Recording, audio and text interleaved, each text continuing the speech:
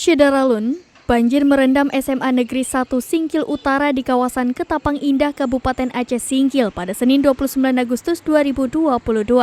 Pantauan di lokasi, siswa yang sudah datang harus kembali pulang ke rumah lantaran sekolah kebanjiran.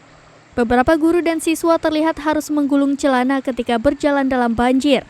Pihak sekolah akhirnya memutuskan meliburkan aktivitas belajar mengajar sampai air banjir surut. Namun, sebagian besar siswa telah pulang, kecuali guru terlihat masih bertahan di sekolah. Genangan banjir juga merendam badan jalan provinsi sepanjang kira-kira 300 meter.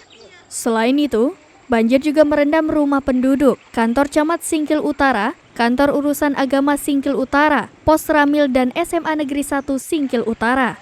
Untuk mengantisipasi terjebaknya kendaraan, personil polisi telah mengarahkan pengendara ke jalan alternatif melalui pemukiman penduduk Kosong Telaga.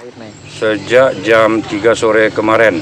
Jadi anak-anak hari ini bagaimana sekolah? Diliburkan oleh kepala sekolah tadi karena akses menuju lokal itu terendam banjir.